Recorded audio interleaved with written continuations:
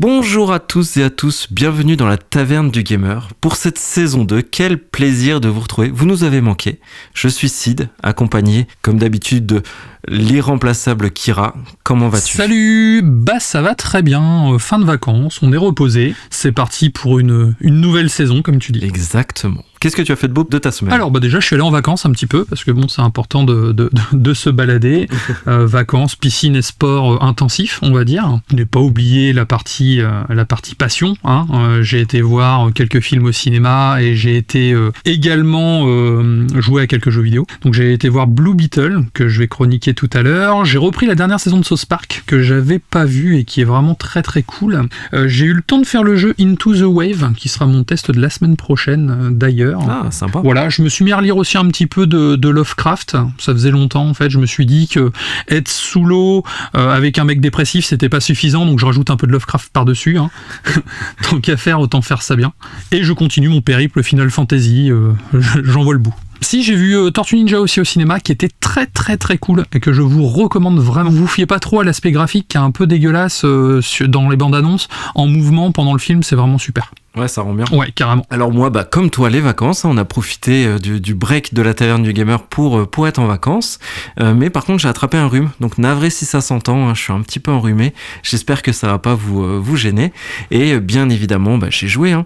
Là, je prends mon pied sur Armored Core 6, Kira. Tu sais que voilà, c'est une saga qui me tient à cœur, donc je suis à fond dessus à dézinguer du robot à tour de bras. J'ai fini Alan Wake Remaster pour notre chronique qui va arriver pour la sortie du 2. Et sur Switch, toujours Tunic, qui est un très très grand jeu que pareil je vais chroniquer en podcast, je sais pas quand mais il faut absolument que j'en parle, ce jeu est une dinguerie. Et comme toi je suis sur Final Fantasy XVI pour une deuxième run que je fais tout à fait différemment puisque c'est le New Game Plus, donc tous les pouvoirs sont débloqués, je l'ai mis le jeu en VO en plus pour profiter des voix anglaises qui sont vraiment très bien, enfin c'est vraiment une nouvelle approche pour le jeu donc ça donne un second souffle et ouais je prends du plaisir. Plutôt cool, t'as eu une bonne semaine occupée on va dire. Ouais, t'as vu un beau programme tous les deux et d'ailleurs en parlant de programme, à quelle sauce nos auditeurs seront mangés pour cette rentrée, mon cher Kira ? Pour cette rentrée, on va parler un petit peu de Cyberpunk. Une fois n'est pas coutume, on va parler d'Ubisoft également, de Sony, qui a envie de nous émerveiller avec ses nouveaux tarifs. On va parler d'Embracer Group. Le test de la semaine, c'est Mario et les lapins crétins Spark of Hope, depuis le temps. Et pour finir, en sujet hors sujet, on va parler de Blue Beetle. Écoute, il n'y a plus qu'à se lancer sur notre nouveau générique en plus. Oui, c'est clair. Allez, générique. Parti.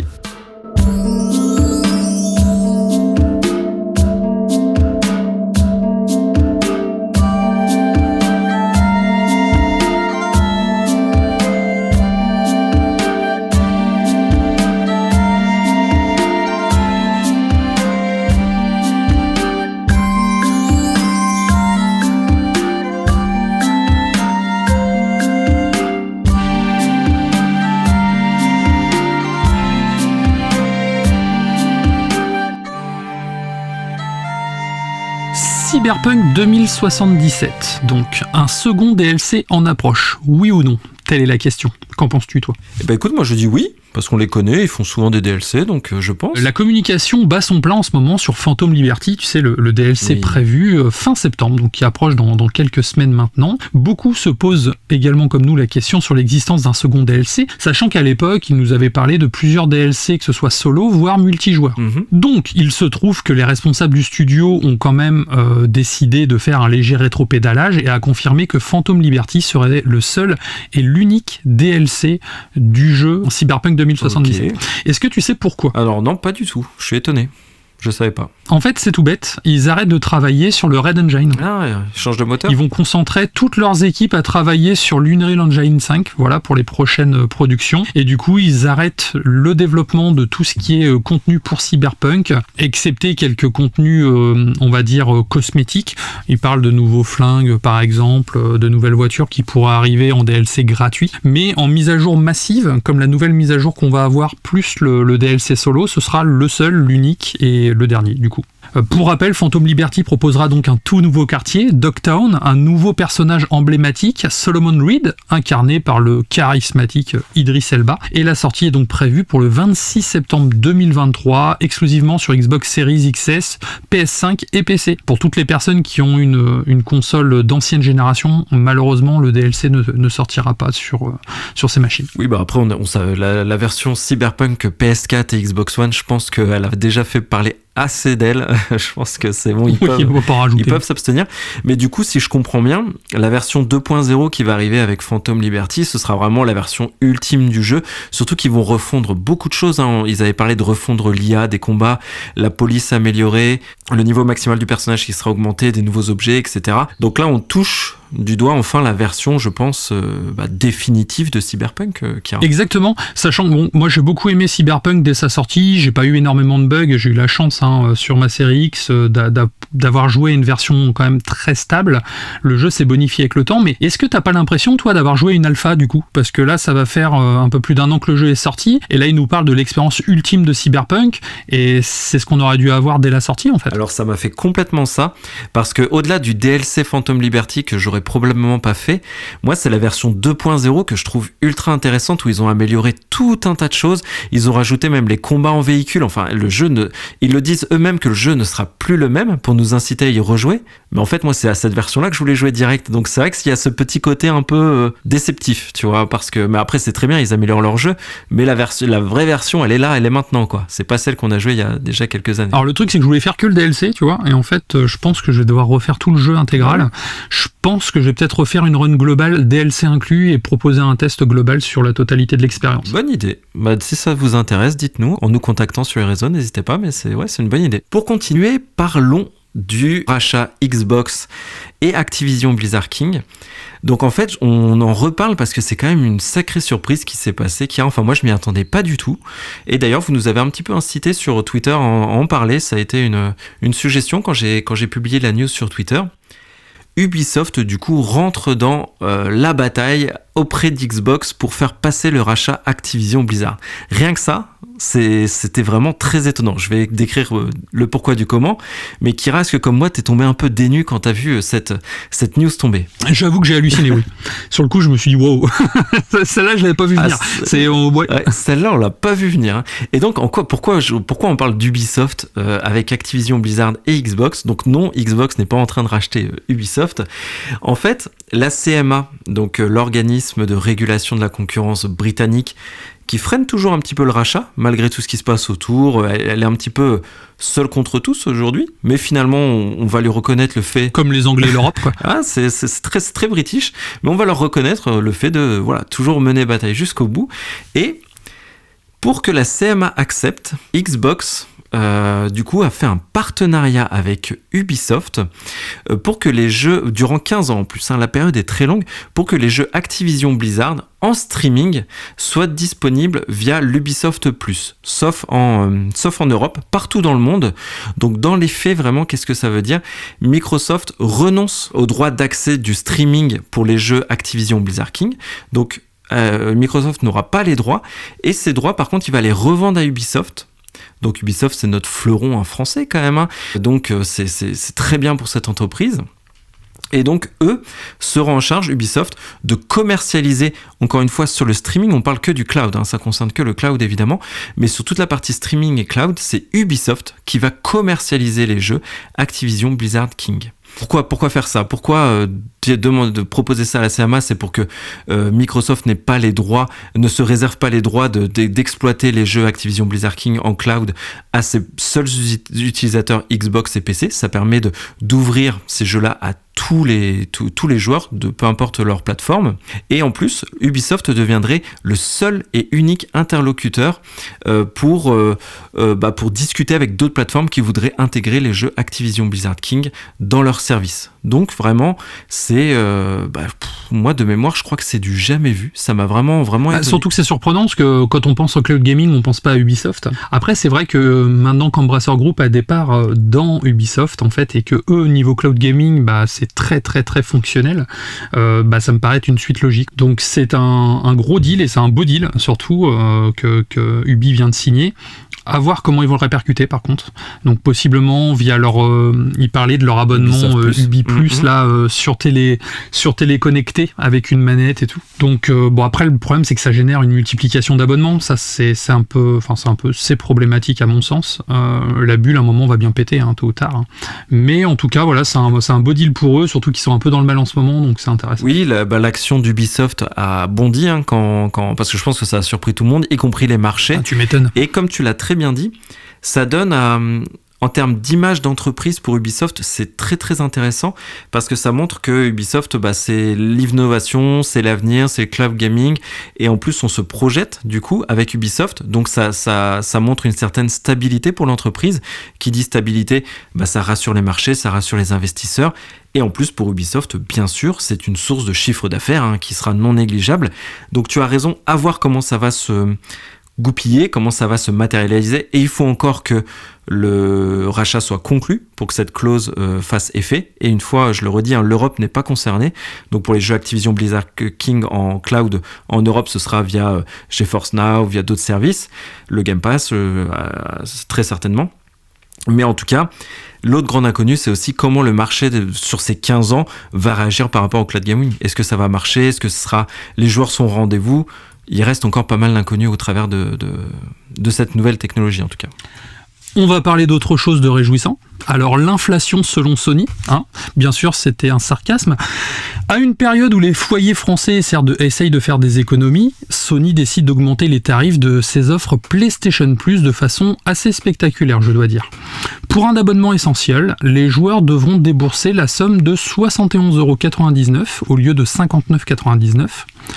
La formule extra passe de 99,99€ à 125,99€, alors que la formule premium, elle, passe de 119,99€ à 151,99€ par an, ce qui représente une augmentation de 20% pour la première offre, 26% pour la seconde et 43% pour la troisième offre. Sachez toutefois que ces changements de tarifs prendront effet dès le 6 septembre 2023. Pour ceux qui n'ont pas encore pris d'abonnement, je vous conseille vraiment de le faire maintenant. C'est pour ça que je tenais à en parler lors de cet épisode. Pareil, si vous allez avoir votre renouvellement de PlayStation Plus qui va avoir lieu dans les prochains mois, n'hésitez pas à renouveler dès maintenant. Ça sera cumulable en fait. Et ça vous évitera d'avoir les augmentations et de les prendre de plein fouet parce que la version Ultimate est certes intéressante, surtout pour les joueurs de rétro gaming, mais 151,99€, ça commence à faire un beau billet quand même. PlayStation déclare quand même que cet ajustement de prix leur permettra de continuer à proposer des jeux de haute qualité et des avantages à valeur ajoutée au service d'abonnement PlayStation Plus. Là-dessus, on peut que les croire. En attendant, c'est vrai que j'en parlais un petit peu tout à l'heure, c'était un petit peu de teasing. On se retrouve avec une multiplication d'offres de jeux ou même de films en streaming ou via abonnement. Les gens vont plus pouvoir tout payer en fait. Et je pense que claquer 150€ dans l'année, même si on a un beau catalogue de jeux vidéo, ça me paraît quand même assez cher. Et c'est vrai que si les prix continuent à augmenter comme ça, parce que Microsoft aussi l'a fait dernièrement, je tiens à le souligner, ça va pas dans le bon sens du marché, je trouve. Et pour moi, c'est une grosse... c'est un mauvais signal envoyé aux joueurs. C'est vraiment, on a l'impression qu'ils sont en train de presser le citron jusqu'au bout, parce que ça a été annoncé en plus à moitié en catimini, tu sais, à l'arrache, quand ils ont annoncé les jeux du PlayStation Plus de ce mois-là. Et les gars, vous allez avoir Saints Row, et on augmente à 151,99€ par an. Bonne journée, au revoir. Enfin, tu vois, j'ai trouvé ça un peu sale. Je suis entièrement de ton avis sur tout ce que tu as dit. Et c'est marrant, la Taverne du Gamer, ça fait 1 an que ça existe, et j'ai l'impression qu'on a commenter toutes les augmentations tarifaires qui sont arrivées. L'augmentation de la PS5, l'augmentation de la Xbox, l'augmentation des jeux à 80€. Quand on a commencé la Taverne du Gamer, ça n'existait pas. Et on a couvert tout ça. Et tu l'as très justement dit, le Game Pass aussi avait augmenté en juin de 1 ou 2€. Donc ça fait 12 à 20€ sur l'année. Donc en fait, moi j'ai trouvé que cette augmentation, elle est vraiment brutale quand même. Elle est très élevée. Après, en plus, ça paraît tout de suite exponentiel parce que c'est sur des tarifs à l'année. L'essentiel, finalement, quand tu le rapportes au mois, il augmente d'1€. Oui. C'est comme le Game Pass. Sur l'intermédiaire, pareil. Bon, le premium, moi perso, je suis abonné aujourd'hui au premium plus par opportunisme parce que c'était pas cher à l'époque et j'avais pris à l'année. Aujourd'hui, c'est clair, moi je vais passer sur l'offre intermédiaire ou même l'essentiel parce que de toute façon, les 3/4 des jeux que j'ai joué cette année sont ni dans le Game Pass ni dans le PS Plus. Donc, je pense que, est-ce qu'on n'arrive pas à un certain voilà, est-ce qu'on n'arrive pas un petit peu au bout de ce système avec ces prix qui augmentent, parce que on peut citer Spotify, Disney, Netflix, tous ces abonnements où les entreprises ont une sorte de plafond de verre quand ils ont atteint ce qui semble être le taquet de ce qu'ils peuvent, l'option supplémentaire c'est d'augmenter les prix. On le voit qu'ils le font tous. Donc je pense que ce qui se passe, tu as raison, c'est le marché, c'est aujourd'hui comme ça que ça se comporte les abonnements, ça progresse en termes de tarifs et c'est une très mauvaise nouvelle, sachant que pour PlayStation, il faut préciser que les tarifs mensuels et trimestriels ne bougent pas, ça reste quand même plus intéressant de prendre à l'année, mais quand même lâcher 150 €, alors qu'avant on lâchait 110, 120, bon, c'est vrai que ça commence psychologiquement, on n'est plus du tout dans les mêmes proportions. Surtout quand on en parlait tout à l'heure, tu vas avoir un abonnement Netflix, un abonnement, je sais pas moi, Amazon, Disney, Paramount, Spotify. Tout de suite t'en as pour 50 balles. Spotify, tu rajoutes 10 balles ou 14 balles si tu l'as en mode familial par exemple. Tu rajoutes à ça ton Game Pass, tu rajoutes à ça ton PlayStation Plus, tu vas te retrouver avec 200 balles d'abonnement par mois, juste pour du loisir. Alors certes, ça peut être intéressant parce que ça te permet de jouer à beaucoup de choses à moindre coût, mais est-ce que ce sont vraiment les jeux auxquels on a envie de jouer? Tu l'as dit tout à l'heure, la plupart des jeux que tu as joués n'étaient pas dans les services par abonnement. Non. Moi pareil, tu vois, j'ai fait Into the Wave cette semaine, j'ai un ami, première chose qu'il m'a fait, il est dans le Game Pass? Bah non, je l'ai acheté parce que j'avais envie de le faire en fait. Et c'est vrai que moi également, je m'aperçois de plus en plus que les jeux du Game Pass, je vais pas forcément les jouer quand ils sortent dans le Game Pass en fait. À part Massacre à la tronçonneuse que j'attendais beaucoup et que j'ai pas acheté, du coup je l'ai fait dans le Game Pass. Mais regarde Starfield qui est prévu dans le Game Pass, je l'ai acheté Day One en collector parce que je voulais vraiment l'édition collector. Et au final, est-ce que mon Game Pass me sert? Bah non en fait, parce que je l'ai acheté en édition à côté. Donc le système par abonnement, ça reste à relativiser, et pour moi ça me semble, s'il continue à augmenter les tarifs comme ça envoie pas un bon signal, parce qu'on va se retrouver à un moment où les gens vont devoir faire des choix, et c'est là qu'il y a beaucoup de joueurs qui vont se barrer en fait, tout simplement, soit quitter un écosystème, soit pas prendre le système par abonnement. Écoute, je partage complètement ton avis, je te dis, ils vont perdre pour moi tous les abonnés un peu comme moi, opportunistes, qui se disaient c'est pas très cher, 10 €, 9 € par mois, pourquoi pas, mais quand on dépasse la barre symbolique des 10 €, ce que je m'étais fixé, moi tout de suite ça commence à bloquer, tu vois. Donc mais on sent bien que les constructeurs serrent un petit peu la vis, parce que même Xbox là, ils font la chasse aux promos, c'est plus possible de s'abonner facilement au Game Pass avec des promotions, enfin ça va devenir de plus en plus difficile. L'essai de 2 semaines, ils ont arrêté. Là Sony, donc c'était pour moi l'offre la plus intéressante, elle était à l'année. Elle voit cette augmentation se faire. Donc voilà, ça devient délicat, je trouve. Ça commence à être de plus en plus cher, ouais. Surtout qu'il a quel âge le PlayStation Plus Ultimate et tout maintenant? Il a 1 an à peine? Un peu plus d'1 an. Ouais, un peu plus d'1 an. Tu vois, au final, c'est assez peu avant l'augmentation dans la durée de vie du service. Bon, tu te dis, à la limite, le Game Pass, il a 6-7 ans maintenant, 6 ans.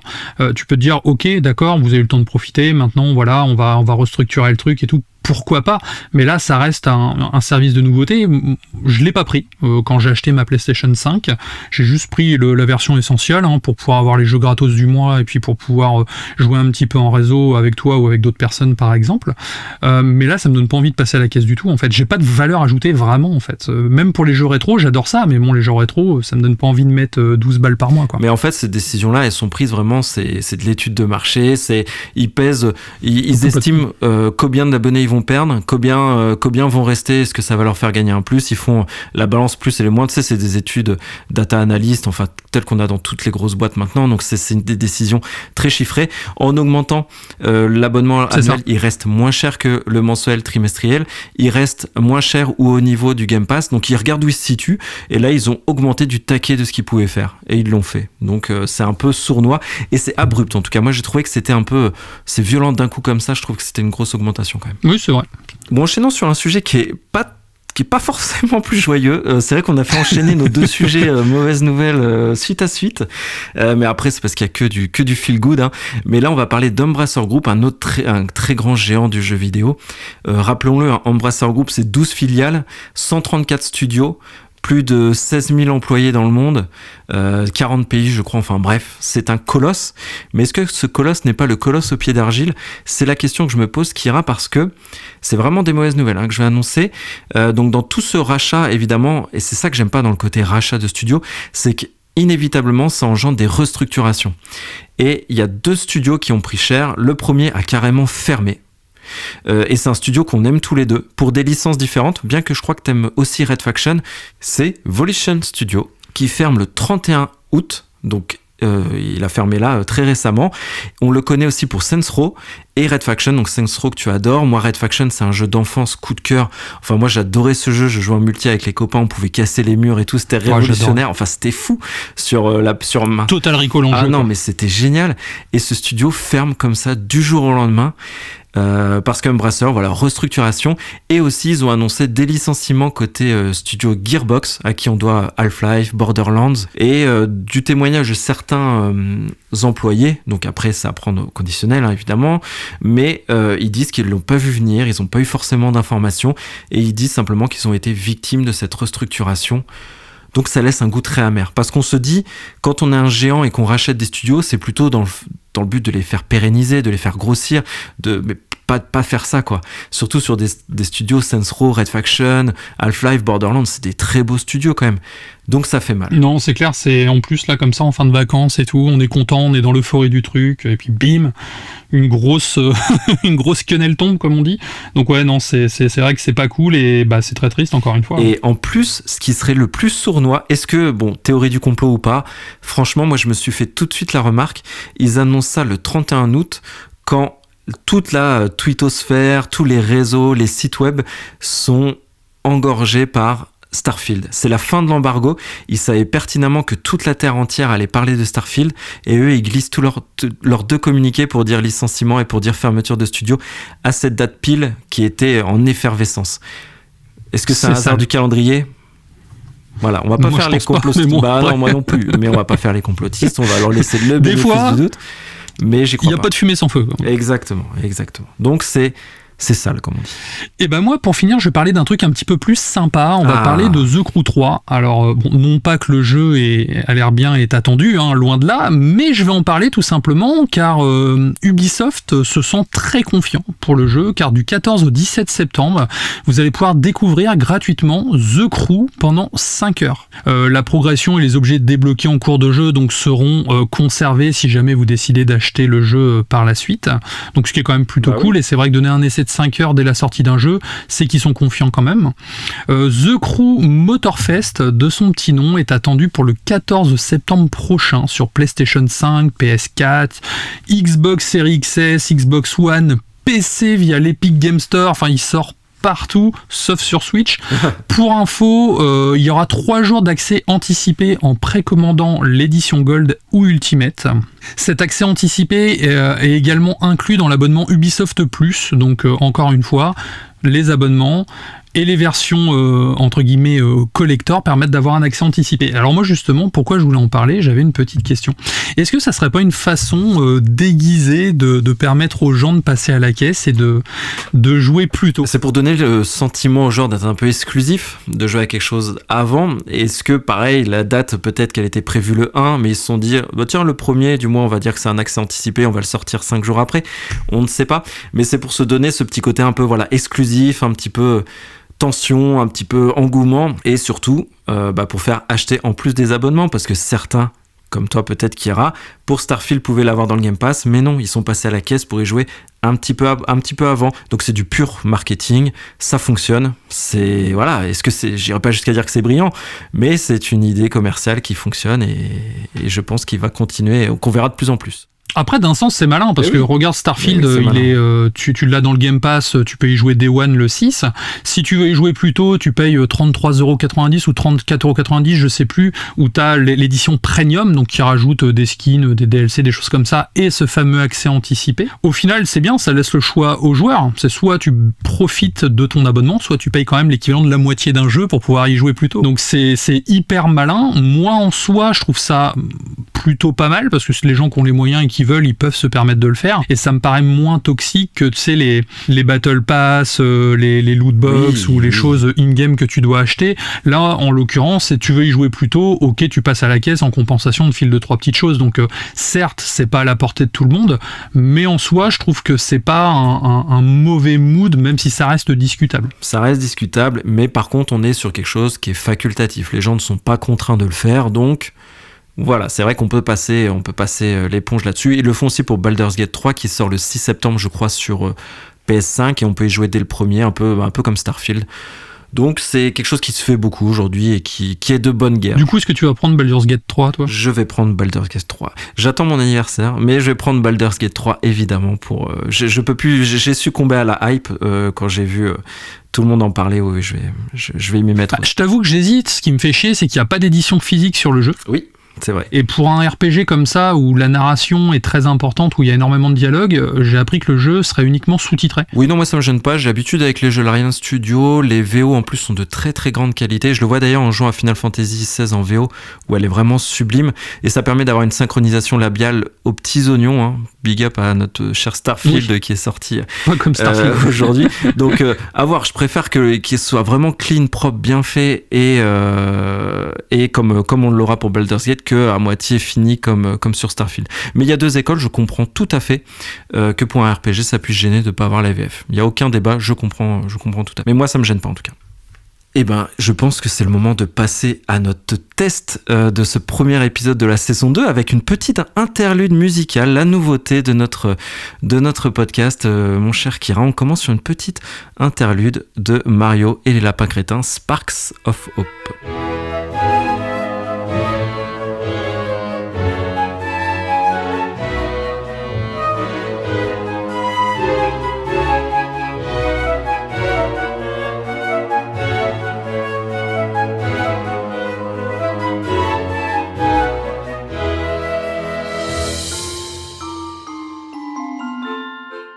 Donc voilà, j'espère que ce nouveau petit format, on va essayer de dynamiser un petit peu plus de musique, plusieurs de choses, parce que nous on aime beaucoup les bandes originales des jeux et des films d'ailleurs.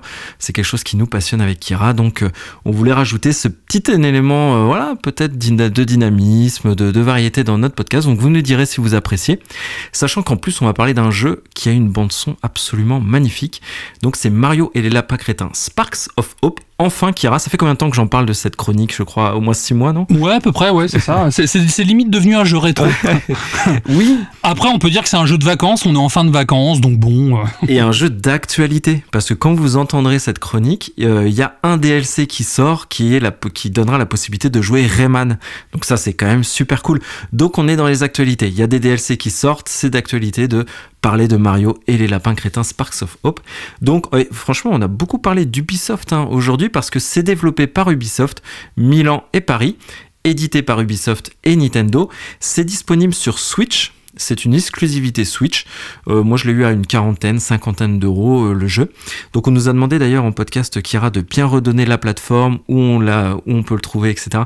On nous l'avait déjà dit, mais c'est vrai que même moi, je zappais à plusieurs occasions de le rappeler. C'est vrai, on sera vigilant là-dessus. Il faudra même le rappeler après la chronique, pour être sûr. Exactement, je le rappellerai après la chronique. Et c'est le deuxième épisode de la saga, sachant que je n'ai pas fait le premier. Le premier est sorti en 2017. Je l'avais snobé parce que je me suis dit, les lapins crétins, bon, franchement, pour un joueur sérieux de RPG comme moi, c'est pas pour moi ça. Et ben non, je me suis trompé. Donc en tout cas, vous pouvez faire le 2 sans faire le 1. Donc moi je préfère, comme je dis, les histoires un peu plus cartésiennes, terre à terre. Mais j'avais un ami qui a du goût en jeux vidéo et qui m'a dit, qui disait justement à l'occasion d'une chronique aussi que c'était très très bien, que c'était parmi les GOTY ces GOTY de 2022. Donc forcément ma curiosité a été un peu titillée. Attention, t'envoies du rêve là. Ouais, j'en vois du rêve, mais tu vas voir que le teasing, il est à son paroxysme. Le teasing est à son paroxysme parce que mes références, en plus, c'est du lourd. Hein. C'est Final Fantasy Tactics, Tactics Ogre, que j'avais fait en chronique d'ailleurs dans les tout premiers épisodes de la Taverne du Gamer. Super podcast. Et du coup, cette chronique, ça va être l'habit ne fait pas le jeu. Pour le célèbre adage, l'habit ne fait pas le moine. Donc c'est vrai que sous ces airs déjantés, la proposition est très très solide. Donc tout d'abord, l'histoire, Kira. Les Sparks, parce que ça s'appelle Sparks of Hope, donc c'est des petites créatures toutes mignonnes. Si vous avez vu le film Mario, vous les avez vus, c'est une sorte d'étoile avec un visage de lapin crétin qui parle un peu de façon ultra mignonne, très colorée, il y en a de toutes les couleurs. Voilà, c'est une étoile qui est vraiment fusionnée avec un lapin crétin et elles ont la particularité, ces Sparks, de posséder d'incroyables pouvoirs et qui sont aussi des sources d'énergie. Et il y a une entité maléfique qui s'appelle Cursa qui en a capturé tout un tas de Sparks pour en faire justement une source d'énergie, de pouvoir, et aussi pour priver la galaxie de cette source vitale. Et du coup, on retrouve nos compagnons, Mario et toute la clique, accompagnés de leurs alter-ego lapins crétins. Ils vont devoir parcourir la galaxie, ni plus ni moins, pour sauver l'univers, rétablir la paix, la sérénité. Donc voilà, un scénario somme toute efficace, Kira. Efficace, universel. C'est surtout le mot que je cherchais en fait. C'est quelque chose qui parle à tout le monde. Et oui, très juste, ça parle à tout le monde puisque, encore une fois, ça m'a parlé, je me suis senti l'entrain de m'investir dans cette histoire. Et donc le jeu nous propose de visiter des planètes, en fait, des biomes. Ce qu'on appelle biomes, c'est des environnements différents. Donc il y a plusieurs planètes. Celle qui sera plutôt estivale, l'été, les plages, le sable, les coquillages, la glace, le froid, la forêt, enfin bref, vous imaginez plusieurs planètes visitables. Dans toutes ces planètes, il y a des PNJ différents qui vont nous donner des missions, des quêtes, pour à chaque fois libérer cette planète de l'influence de Cursa. Donc ça donne lieu à des petites phases d'exploration dans des zones semi-ouvertes où on va nous filer tout un tas de petites quêtes à réaliser et on va rencontrer des personnages hauts en couleur. Vous vous en doutez, hein, c'est les lapins crétins, donc c'est très folklorique, c'est rigolo, ils font des gags un peu burlesques. Mais pour rester vraiment dans le thème de ma chronique, je m'attendais pas à ce que ça soit si épique. Parce que c'est le mot vraiment qui m'est venu à l'esprit. D'ailleurs, les musiques, elles sont épiques par moments, mais la bande-son, encore une fois, est excellente. Peut-être que je remettrai quelques petits passages de musique, mais elles sont ultra épiques. Je me suis fait surprendre là aussi sur l'aspect univers, scénario, tout ça. Je me suis retrouvé vraiment... J'avais l'impression de sauver l'univers. Et ça, c'est quand même... C'est pas avec des lapins crétins. Avec des lapins crétins, toujours. Oui, c'est ça. T'as raison. Parce que là, quand même, faut le faire. Ouais, mais j'étais dedans, tu vois, ça a fonctionné.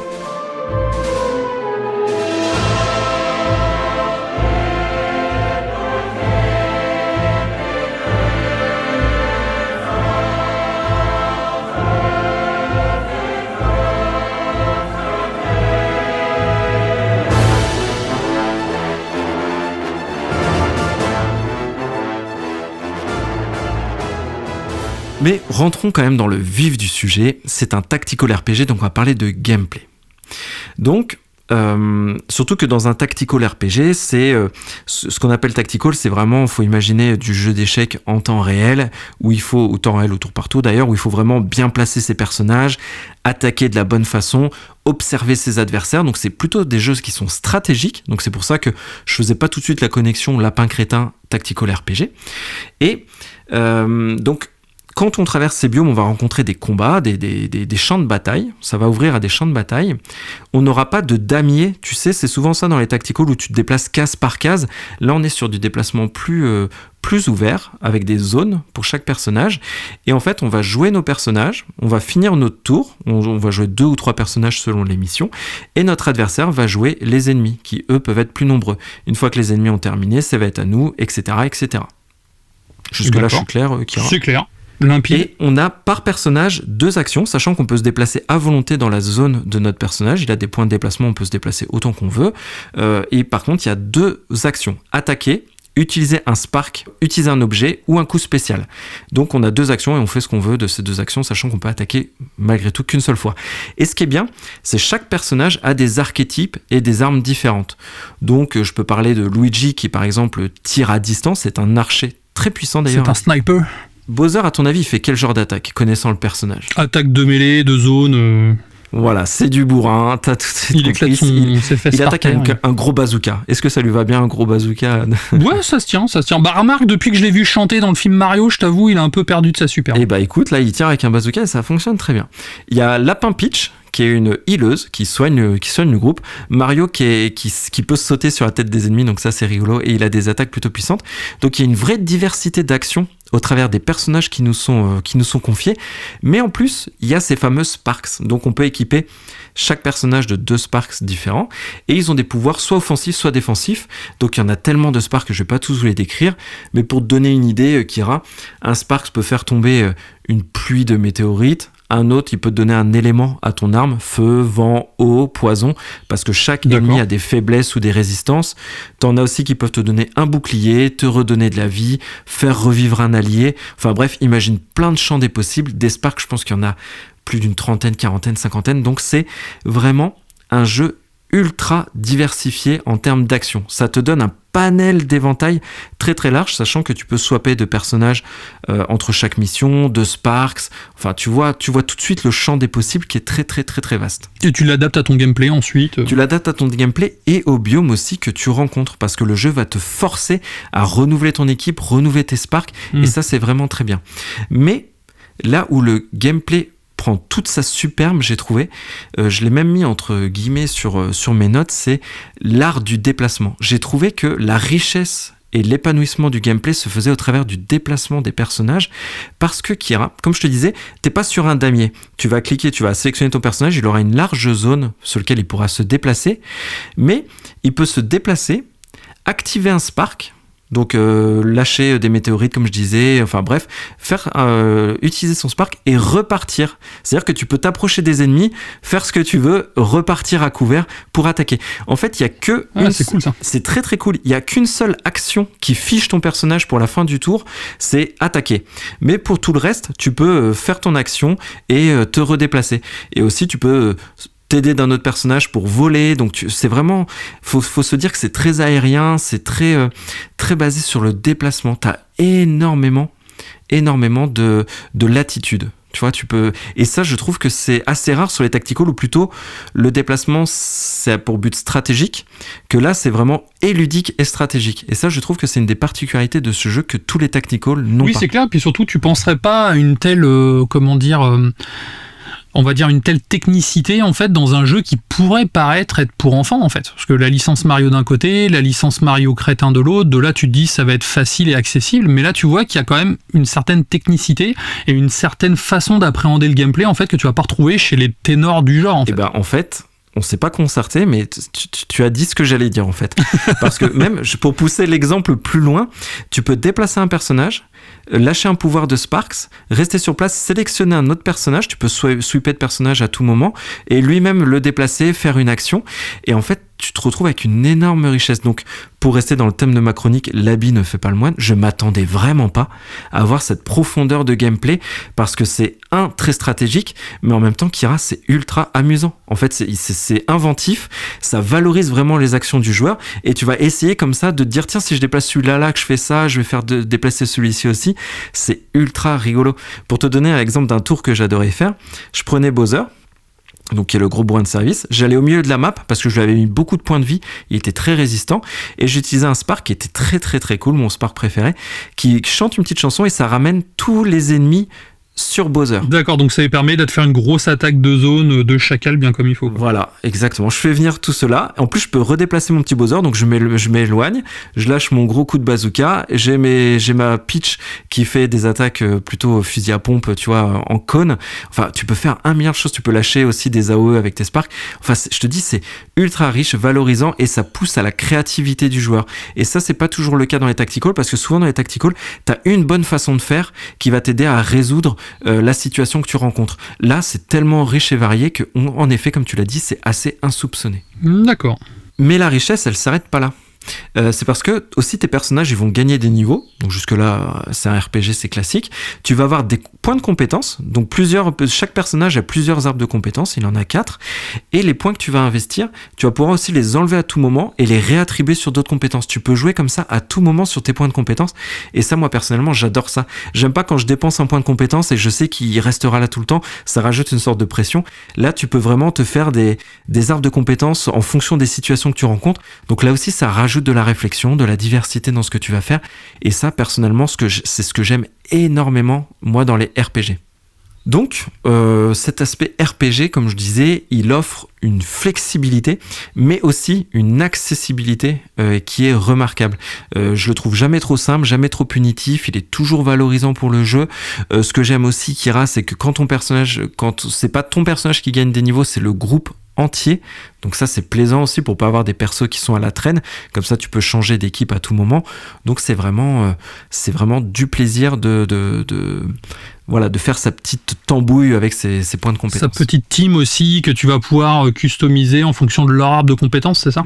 Ouais, complètement. C'est ça. Ouais, pour qu'ils soient complémentaires. Ouais. Tu fais des combos de personnages parce que tu en sélectionnes 3, mais tu peux en avoir jusqu'à 9. Donc tu vois, tu cherches aussi à les combiner entre eux pour avoir quelque chose d'optimal et toujours évidemment d'amusant. Avant de passer sur la conclusion, techniquement c'est solide, les graphismes c'est joli, c'est chatoyant, donc il n'y a pas grand chose à dire de ce côté-là. Moi je joue exclusivement à la Switch, vous le savez peut-être maintenant, mais que en mode portable. Donc en docké je sais pas ce que ça donne techniquement, mais en portable franchement c'est très très propre. Donc en conclusion, le verdict est tombé. L'habit, évidemment, ne fait pas le jeu. Et j'ai envie de dire, ça c'est un peu comme dans la vie. Le jeu vidéo n'échappe pas à cette règle. Les a priori sont jamais bons. Donc je le dis, je l'avoue. Je suis un gros fan de Tactical et j'ai regardé un petit peu cette licence de loin avec un regard, tu vois, un peu dédaigneux du mec qui fait des Tactical RPG depuis des années. Un petit peu d'excès de confiance avec ses petits lapins crétins. Mais en fait, je me suis trompé vraiment sur toute la ligne. Et tu l'as un petit peu remarqué au travers de la chronique. Le jeu, au-delà d'être bon, il est excellent. Il est excellent, mais vraiment, il est d'une richesse de gameplay. Les thèmes musicaux, encore une fois, sont incroyables. Le côté RPG est ultra valorisant. Il est plaisant. Enfin bref, je vais pas redire tout ce que j'ai dit. C'est un plaisir d'y jouer. Donc, je vais essayer de faire le passage de flambeau comme on l'a fait avec moi. On m'a réussi à me convaincre. Mais j'espère que je vous réussirai à convaincre de faire ce jeu. Il est en plein dans l'actu. Je l'ai dit, il y a des DLC. Vous pouvez jouer à Rayman. Il est une durée de vie 30. Moi, j'ai joué un peu plus de 30 heures. Donc, franchement, c'est une très très très bonne pioche, vous pouvez y aller, j'ai adoré. C'est un petit jeu de vacances, si vous êtes en fin de vacances, du coup c'est peut-être l'occasion de s'y mettre. Ouais, complètement, et tu peux lancer des petites games comme ça, rapides, tu fais 2-3 combats, après. Franchement c'est léger, tu te laisses porter par ce genre de jeu, et encore une fois c'est tellement valorisant que ça en est toujours plaisant, je trouve. Donc je rappelle le support sur Nintendo Switch en exclusivité. A priori en plus Ubisoft serait pas super content de leur vente. Donc j'espère que ça va se relancer parce que franchement ils ont fait un énorme travail. C'est vrai, ça mérite quoi. Ah ouais, il le mérite à fond. Et ceci clôture le premier test de la saison 2 de la Taverne du Gamer. Mon cher Kira, passons sur le comptoir des auditeurs. Est-ce que tu veux faire des petits big up? Tu as des choses à dire sur ce comptoir des auditeurs que l'on fait aujourd'hui? Je vais te laisser faire les big up dans le sens où c'est toi qui les reçois en ce moment sur Twitter, donc ce qui est quand même plus facile. Donc vas-y, je te laisse attaquer. Déjà, on a eu 2 5 étoiles, donc merci beaucoup aux personnes qui nous ont mis 5 étoiles plus un petit commentaire sur l'application Apple Podcast. Donc Jamie Roberts de son joli pseudo. Et ce qu'il aime, Kira, c'est exactement ce qu'on aime en plus faire, c'est qu'on parle pas seulement que des triple A. Et ça, je sais que toi aussi, ça te tient à cœur de parler de jeux un petit peu, qui sont pas forcément que des gros jeux. Des jeux qui ont une plus petite vitrine, mais qui méritent autant l'attention des gros, quoi. Et donc, autre big up, Game Addict, un gars très sympa sur Insta qui nous a écrit. Donc on a Instagram aussi, sachez-le, on n'en parle pas très souvent, mais une personne très sympathique qui nous recommande une série, La Traque du Sang. Est-ce que tu l'as vu cette série Kira, coréenne? J'ai pas encore regardé, mais je l'ai mis sur ma liste. On m'en a parlé, mais non, je l'ai pas encore vu, tu vois. Et il t'a recommandé un jeu aussi, un Nobody Save the World, pour toi, mon cher Kira. Je crois que tu l'avais fait en plus. Oui, je l'ai fait il y a quelques temps et du coup je vais me replonger dedans et je pense faire un petit test dessus. J'attends juste que l'actu se calme un peu parce que là on va enchaîner les 3 mois de la mort, comme on dit. On va avoir 3 mois très chargés, mais je me le suis gardé exprès de côté pour pouvoir le faire car c'est un jeu que j'avais déjà bien apprécié. Et en plus c'est une personne de goût parce qu'il adore Tunic, moi je suis à fond dans Tunic, et il adore Unmetal aussi, il a beaucoup rigolé avec le jeu Unmetal, donc c'est vrai. Et aussi autre big up à Rosalina qui nous a contacté toujours sur Insta, une fan d'Evangelion qui m'a demandé de faire ça en chronique. Gros challenge parce que franchement Evangelion c'est tellement un truc de cœur pour moi que ça va pas être facile. Et aussi elle m'a recommandé Soul Knight. Je connais pas. Donc il faut que je me planche sur ce jeu qui semble en tout cas fort sympathique. Et est-ce que tu peux te dire à nos auditeurs où nous retrouver, du coup, Kira, ceux qui veulent nous faire des petits big up, des recommandations? Alors oui, bien sûr, vous pouvez nous retrouver sur Facebook, Twitter, Instagram, bien sûr, le site internet, la Taverne du Gamer. Surtout, n'hésitez pas, vous pouvez nous envoyer des mails. Il y a notre adresse mail, en fait, qui permet de nous contacter en direct si jamais vous êtes allergique aux réseaux sociaux, tout simplement. Merci beaucoup pour les retours par rapport à l'épisode anniversaire. On a eu énormément de retours très, très positifs, de personnes très enthousiastes. Et c'est vrai que ça nous a donné vraiment vraiment envie de continuer de plus belle. Vous allez voir, on a changé un petit peu la formule avec les musiques, les choses comme ça. Mais voilà, en tout cas, on est très à l'écoute de vos retours. Merci en tout cas de nous les faire systématiquement. N'hésitez pas aussi à partager les épisodes pour faire découvrir à d'autres personnes. Ça peut que nous aider en tout cas, donc merci beaucoup. Et notre bande-annonce aussi, Kira, dont on n'est pas peu fiers quand même, hein, notre bande-annonce. C'est vrai, la bande-annonce avec 2 guests, de très bonnes guests qui ont joué le jeu et qui ont vraiment été adorables. Donc je les remercie tous les deux en tout cas. Et c'est vrai que si vous n'avez pas écouté la bande-annonce, écoutez-la. Ça dure 2 minutes, mais au moins pour les guests, vous allez voir, c'est cool. Et donc je te propose, Kira, de passer sur notre sujet hors sujet, pareil, petite interlude musicale pour parler après de Blue Beetle, le film qui est actuellement au cinéma, tout à fait. Pour combien de temps, on ne sait pas, mais en tout cas, il y est pour l'instant.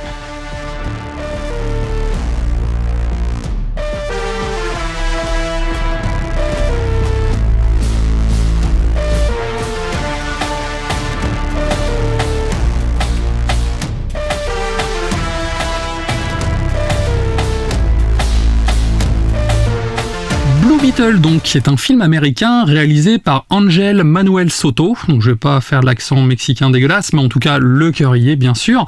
Et il est sorti en août 2023, donc fin du mois dernier, en tout cas. C'est le 14e film de l'univers cinématographique DC. Il met en scène le personnage de Blue Beetle dans sa version la plus récente, créé par Kes Griffin directement. Mais ce qu'il faut savoir, c'est une petite subtilité, c'est que c'est le tout premier film officiel d'une nouvel univers cinématographique DC en fait, qui est maintenant chapeauté par James Gunn et Peter Safran. Donc après Flash, ils ont décidé de rebooter partiellement la timeline et Blue Beetle est le premier film de cette nouvelle chronologie. Ok. Au niveau du synopsis, donc le film suit les aventures de Jamie Reyes, un jeune diplômé en droit qui revient dans sa ville natale de Palmera City, menacé par la gentrification et la criminalité. Par un concours de circonstances, il se retrouve lié à un scarabée bleu métallique extraterrestre qui lui confère des pouvoirs extraordinaires. Il devra alors affronter la redoutable Victoria Cord, une femme d'affaires sans scrupules qui veut s'emparer du scarabée pour créer une armée de cyborgs. Un pitch très très comics. Là-dessus, on peut pas se tromper. Efficace, moi je trouve. Ça donne envie. C'est efficace, mais tu vas voir que c'est somme toute déjà vu. C'est un peu, voilà. Ça aurait dû s'appeler comme ça. Blue Beetle, le film somme toute déjà vu. Ça aurait été, tu vois, ça aurait été un peu logique. Ah, il y a de l'idée. Alors Blue Beetle, qui c'est déjà ? C'est un super-héros d'origine mexicaine, donc doté d'une armure extraterrestre, un petit peu à la Iron Man, tu vois. Une armure un peu biomécanique dans le sens.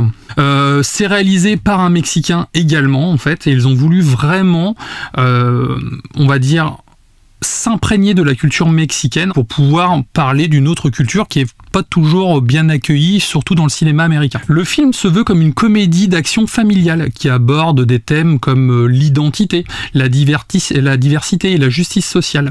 Mais le résultat est-il à la hauteur des ambitions du projet ? Pas forcément. Donc le film se distingue des autres films de super-héros par un ton léger, comme je l'indiquais tout à l'heure. Ça rappelle un peu Shazam ou Spider-Man. Le film ne se prend pas vraiment au sérieux et multiplie les gags et les références à la culture pop. Le personnage principal est très attachant et charismatique. Il est incarné avec brio par Xolo Marduena, je suis désolé, c'est l'acteur qui joue dans Cobra Kai et c'est pour moi la plus grosse force du film, clairement. Il parvient à la fois à exprimer l'enthousiasme et la peur face à sa nouvelle condition. Le film met également en avant, donc comme je l'indiquais tout à l'heure, la culture mexicaine à travers la langue, la musique, les traditions et les valeurs familiales, en nous offrant une représentation positive et authentique de la communauté, souvent marginalisée ou stéréotypée au cinéma. Dommage que toutes ces intentions soient gâchées par un traitement quand même cliché et manquant de finesse. Mais Blue Beetle n'est pas qu'une simple comédie divertissante. Le film aborde aussi des sujets plus sérieux et actuels, comme les inégalités sociales, le racisme, l'intégration ou alors l'écologie. Le film dénonce aussi les abus de pouvoir des grandes corporations qui exploitent les ressources naturelles et humaines sans se soucier des conséquences. Le film montre aussi les difficultés auxquelles sont confrontés les habitants des quartiers défavorisés qui doivent faire face à la pauvreté, à la violence ou à la discrimination et propose alors une version optimiste et militante qui invite à lutter pour ses droits et s'entraider face à l'adversité. Donc tu vois, ça parle de thèmes assez graves. Le problème... Ouais, c'est pas de la comédie, ça. C'est pas de la comédie, mais c'est toujours désamorcé par une vanne un peu mal placée, en fait. Tu vois, le film commence, t'apprends que les parents du héros vont se faire expulser parce qu'ils ont plus d'argent, en fait, parce qu'il leur est arrivé quelque chose de particulier.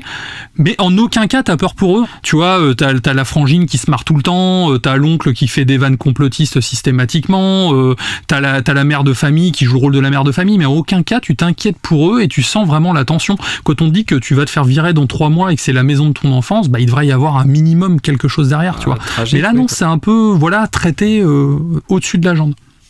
Comme je l'ai indiqué, il se retrouve pas exempt de défauts. Le scénario est donc très prévisible, ça manque d'originalité, on reprend tous les codes classiques du genre, le méchant est peu développé et caricatural, mais t'imagines même pas.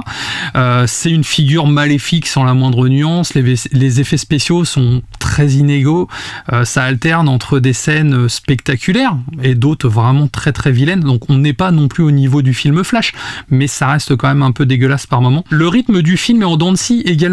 Il y a des moments où on n'a pas le temps de s'intéresser au personnage car ça va très très vite et des fois on va se retrouver avec des petits ventres mous en fait comme ça, où le film va être plus long à se lancer ou va s'attarder sur des choses un petit peu plus dispensables, tu vois.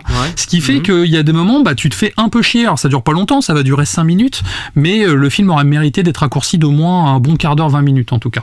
En conclusion, Blue Beetle est un film de super-héros sympathique de par sa culture qu'il présente, mais souffre néanmoins de quelques faiblesses scénaristiques et techniques.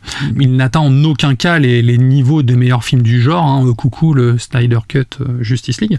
On est plutôt face à un ersatz de Spider-Man. À un moment, j'ai même cru qu'ils allaient refaire une scène iconique, tu vois, genre le grand pouvoir implique de grandes responsabilités. Ils ont fait mais quasiment la même scène avec une phrase différente. Enfin, quand j'ai vu ça, j'ai bondi sur mon siège, c'était juste, tu te dis mais non quoi, arrêtez. Après, Blue Beetle reste néanmoins distrayant. Après, il ouvre également le nouveau DCU de façon très tiédasse. Donc, est-ce que je le conseille au cinéma ? Je vais vous dire oui, car il faut toujours se faire son avis par soi-même. Ça, c'est très important. Moi, je vous donne juste mon avis à moi. Après, c'est vrai que si vous n'avez pas les moyens ou vous hésitez à aller voir un autre film, je vous conseille d'attendre qu'il sorte sur une plateforme de VOD, en tout cas, pour pouvoir le voir dans des conditions, on va dire, de bonnes conditions. Autre petite anecdote également, le film a un budget très modeste. Bon, très modeste pour les ricains, car en France c'est un gros budget, mais il est très modeste. 100 millions de dollars, sachant qu'un film Marvel c'est 250 patates, tu vois, 150 millions en moyenne. Le dernier Flash a coûté 250 millions également, et celui-ci est vraiment moins cher. Mais pourquoi ? Car au départ, le film devait sortir sur la plateforme HBO Max, en fait. Ça devait être un film qui devait sortir exclusivement en VOD. Pourquoi ils ont décidé de le sortir au cinéma ? On ne sait pas. Et du coup, moi, ma théorie, c'est que comme c'est un film qui a été écrit pour sortir sur de la VOD, les effets spéciaux sont forcément moins bons, parce que c'est souvent le cas sur les plateformes, mais surtout aussi au niveau du scénar, en fait. Quand on regarde les productions Netflix actuelles, ou les productions Amazon, c'est rare qu'on ait vraiment la mâchoire, genre, oh la vache, c'est ouf, quoi. Généralement, c'est très consensuel, en fait. Et c'est ça, en fait. C'est Blue Beetle, le film qui est consensuel. C'est un petit peu ce qui me chagrine, mais c'est peut-être aussi dû à ça. C'est un OAV de luxe, tu vois. C'est un OAV de luxe qui est passé au cinéma. Ouais, c'est dommage. Est-ce que tu ressens du coup cette transition dans les têtes qui sont... tu parlais que c'était un peu le renouveau de DC Comics. Est-ce que ça se ressent du coup ou finalement, c'est, comme tu dis, c'est vraiment tiédasse et ça engage pas le meilleur pour l'avenir? Le film aussi a un statut un peu bâtard, c'est qu'il a été lancé avant que la nouvelle direction de DC arrive. Donc il a été récupéré par les nouveaux producteurs, les nouveaux dirigeants de chez DC. Mais ce film avait déjà été lancé avant en fait. Donc ils l'ont intégré à la nouvelle continuité. Mais en soi, on peut pas dire que ce soit vraiment leur tout premier film. Ça aurait été plutôt la fin. Il aurait été intégré dans l'autre phase, ça aurait été moins gênant. J'aurais très bien pu voir le personnage aux côtés d'un Shazam, par exemple. Mais ça reste quand même moins cool qu'un Shazam. Shazam, ça reste, c'est rigolo, quoi. Ça reste big avec un super-héros. Ça casse pas 3 pattes à un canard, mais tu te marres bien. Là, tu te marres, mais il y a des moments, en fait, c'est plus chiant qu'autre chose, tu vois. Et à côté de ça, également, t'as un univers qui est super cool. Tu regardes la ville de Palmera City, qui est super jolie, qui ressemble à Miami avec des buildings et tout. On a une une ambiance très mexicaine avec des petits favelas, avec des tags sur les murs, mais qui représentent la Santa de Muerte ou des choses comme ça. C'est cool parce que ça reste quelque chose qu'on voit pas souvent au cinéma, mais surtout qu'on voit pas souvent de manière positive. Quand on regarde les films ricains, les méchants sont souvent les Mexicains en fait. Là, le fait de les avoir de façon positive, c'est cool. Par contre, des fois, je me suis cru un peu dans un Disney, quoi. On se retrouve avec une famille archi stéréotypée, où ils vont tous venir pour aider le protagoniste qui a un problème, et on va avoir tous les clichés qu'on peut retrouver dans une production Disney. Donc si le nouvel univers étendu DC a cette à ce skin là, tu vois, bah ça sera sans moi en fait. Ouais, c'est clair. Ça peut être sympa pour les gamins, mais je pense que pour les adultes, bon bah tu vas pas y trouver ton compte. Bon bah du coup, faut plutôt aller voir Tortue Ninja qui est en ce moment au ciné que Blue Beetle. Allez voir Tortue Ninja. Au départ, je voulais faire une critique de Tortue Ninja, mais bon, je me suis dit, je vais parler de Blue Beetle parce que le film est malgré tout moyen et j'avais deux choses plus intéressantes à dire que sur Tortue Ninja, c'est trop bien, allez le voir. Bon, moi, t'auras parlé des deux, comme ça au moins voilà, c'est fait. Tout à fait. Donc Blue Beetle est actuellement au cinéma, donc je vous dis pas pour longtemps, si vraiment ça vous tente, n'hésitez pas à aller le voir, mais à mon avis, d'ici une semaine ou deux, c'est fini, il sera plus là. Le film est un gros bide, tellement un gros bide qu'ils l'ont sorti direct en VOD aux États-Unis en parallèle. Merci de nous avoir fait économiser une place de cinéma, c'est aussi ça la taverne du gamer, sachez-le. Et ben on va terminer notre épisode là-dessus. Kira, notre premier épisode de la saison 2, ça va vraiment chaud au cœur de vous retrouver et très très plaisir. Tu avais déjà dit, je crois, ton jeu de la semaine prochaine. Ça serait Under the Wave, le dernier jeu produit par Quantic Dream et pas développé par Quantic Dream. Ça sera mon prochain test. Un petit jeu quasi indépendant, on va dire, mais j'ai beaucoup de choses à dire. Et moi, le sujet hors sujet sera sur le thème du jeu vidéo. Donc, j'en dis pas plus, mais c'est une chronique. Voilà, c'est un film qui parlera de jeux vidéo. Donc ça, c'est ce qu'on voulait faire un peu plus, on l'avait dit cette année, donc je vais commencer par ça la semaine prochaine. Et sur ce, je te laisse le mot de la fin, puisque j'ai déjà pas mal parlé avec le test de Mario et le lapin crétin. On t'écoute, Kira, pour clôturer ce podcast. Et ce fut un plaisir d'animer cette première émission de la saison 2, et puis on vous souhaite une excellente semaine, et puis à lundi prochain. Ciao. Ciao.